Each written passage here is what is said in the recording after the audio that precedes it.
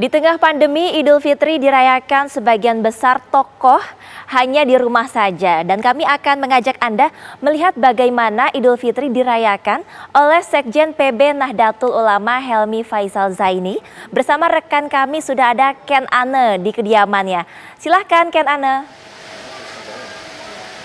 Ya, selamat siang Prima Alvernia, pemirsa TV One semua. Selamat Hari Raya Idul Fitri. Sebelumnya kami sampaikan dan hari ini saya memiliki kesempatan untuk ikut berlebaran di rumah Sekjen PBNU Bapak Helmi Faisal Zaini. Saya ingin menyapa Pak Helmi dulu. Assalamualaikum Pak Helmi.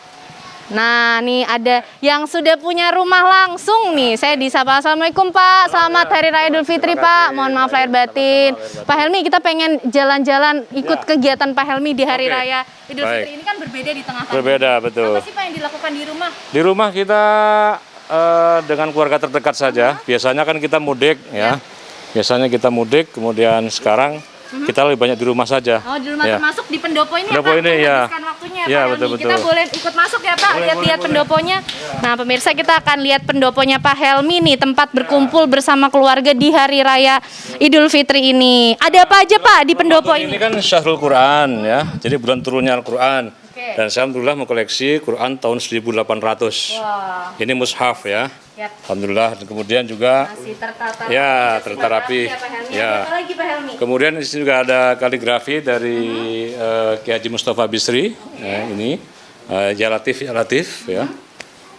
Kemudian saya juga mau koleksi ada ini wayang golek dari Ki Entus Susmono. Kita bisa lihat ke sana. Ya, bisa lihat ke sana ya. Ada wayang juga di sini. Nah, ada ceritanya tentang wayang nih gimana nih Pak? Ya, jadi kan dulu Wali Songo salah satu media dakwahnya itu melalui wayang. Oke. Ya, Sunan Kalijogo kita kenal sebagai sosok wali ulama yang mengenalkan Islam melalui budaya.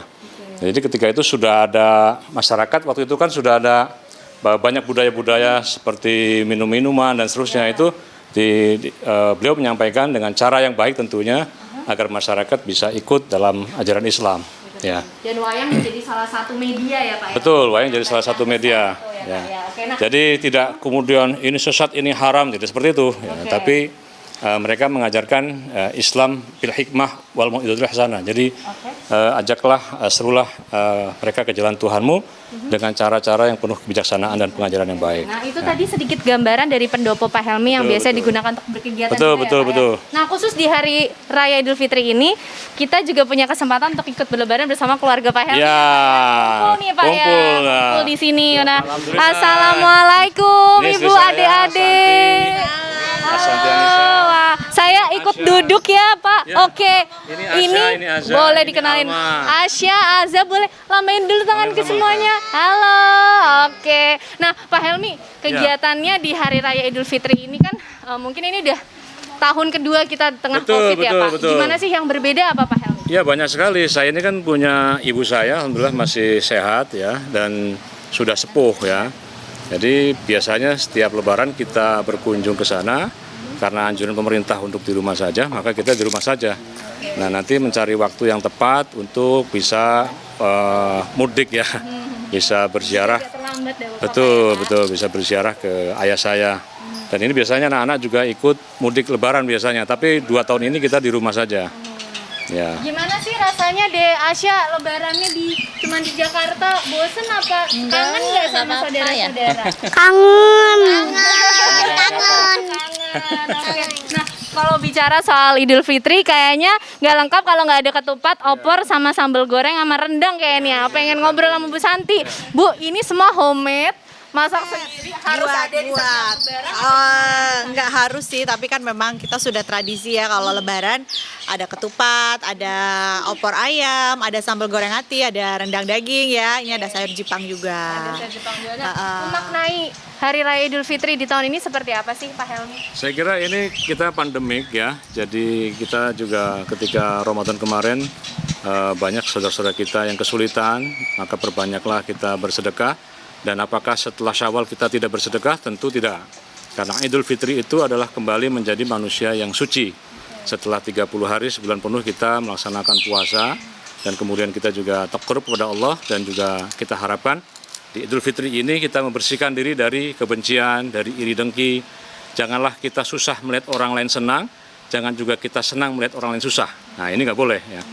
Dan ini kita di sini di depan ini ada ketupat. Ada maknanya ya Pak? Ada makna filosofisnya. Ketupat ini dari bahasa Jawa kupat. Orang Jawa bilang kupat. Kunya itu adalah ngaku, patnya itu lepat. Jadi mengaku dari kekhilafan. Nah, maka tradisi kita sebagai masyarakat di Nusantara ini, kupat lebaran itu adalah mengaku kekhilafan untuk kemudian saling maaf-maafkan. Ini sebuah tradisi yang luar biasa. Bahkan kita juga memiliki tradisi halal bihalal. Ya, ini kalau kita lihat ceritanya dulu, Bung Karno tahun 45 setelah merdeka, tahun 48 itu masih terjadi ketegangan politik kan. Bung Karno meminta pendapat dari Kiai Haji Wahab Hasbullah, Mbah Wahab. Kemudian Mbah Wahab menyampaikan, kita buat aja acara silaturahim. Nah, lalu apa namanya? Sebutlah halal bihalal. Yang kemarin makan itu tidak boleh, sekarang boleh. Nah ini jadi halal bihalal, kemudian menjadi silaturahmi nasional. Dan alhamdulillah budaya ini masih melekat menjadi tradisi kita. Cuma karena COVID ini kita tidak bisa menyelenggarakan mudik, tidak bisa juga halal bihalal. Kita virtual saja. Termasuk Asya ini juga sekolah masih virtual. Ya. Oke. Nah, Bu Santi ini mendampingi Pak Helmi dan juga keluarga di tengah COVID ini. Gimana sih Bu kerepotannya? Ada yang berbeda nggak tahun ini? Kan udah 2 tahun COVID nih ya Bu Santi? Ya, memang pasti ada perbedaannya karena kan dengan pandemi ini kita jadi silaturahmi secara langsungnya kan berkurang ya, ditahan ya. Tapi memberikan pengertian kepada anak-anak ini terutama karena kan mereka sekolahnya online. Tapi alhamdulillah insya Allah ini kan juga bagian ikhtiar kita bersama untuk memenangkan keluar dari pandemi ini. Jadi nggak apa-apa, bismillah kita jalani, tetap semangat. Alhamdulillah anak-anak juga bisa mengerti.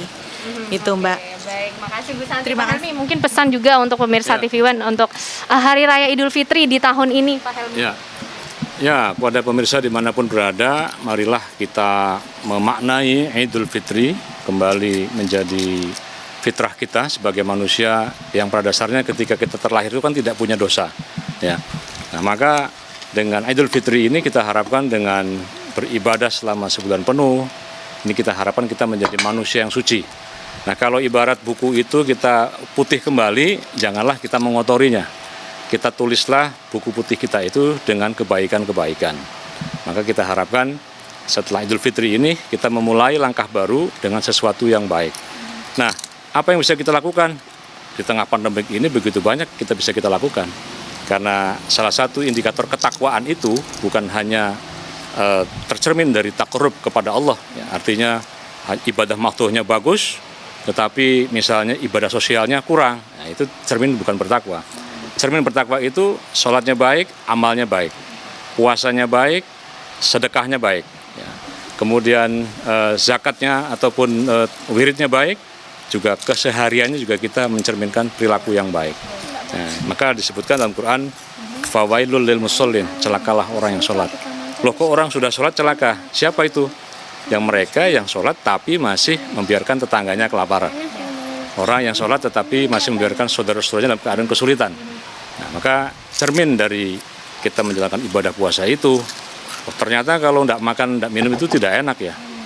Kita masih mendapatkan kepastian bahwa berbuka puasa nanti kita akan ketemu dengan makanan. Bayangkan saudara-saudara kita yang lain, mereka menjumpai lapar dan haus bukan hanya pada Ramadan, pada bulan-bulan berikutnya pun mereka setiap hari tidak ada kepastian. Hari ini saya makan enggak ya. Nah, kalau yang sudah taraf ekonominya sudah sejahtera itu kan hari ini makan di mana. Ya. Tapi warga saudara kita yang dalam keadaan kesulitan, mereka hari ini makan enggak ya. Maka untuk itu membangun solidaritas sosial kita pada sesama itu dipupuk dari bagaimana kita beribadah yang baik. Terima kasih Pak Helmi Faisal Zaini, Sekjen PBNU, Bu Santi, Asya, Azza, terima kasih Alma juga ya. Selamat Hari Raya Idul Fitri.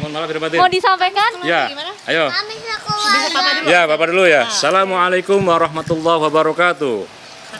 Kami Keluarga mengucapkan Selamat Hari Raya Idul Fitri. Mohon Maaf lahir dan batin. Terima kasih Pak Helmi Asyas, Aza, Alma dan juga Bu Santi atas waktunya sudah dijamu untuk bisa ikut berlebaran di rumahnya Pak Helmi. Senang sekali tentunya dengan kehangatan keluarga kecil meskipun harus menahan rindu bertemu dengan keluarga besar, tapi tidak mengurangi makna dari berkah Idul Fitri sendiri. Dan tentunya tadi seperti disampaikan Pak Helmi menjadi semangat untuk terus memupuk solidaritas dengan sesama. Kembali kepada Prima di studio. Ya, terima kasih Ken Ana. Artinya kita harus selalu habluminanas dan juga habluminallah. Sekali lagi terima kasih Ken, selamat berlebaran semuanya.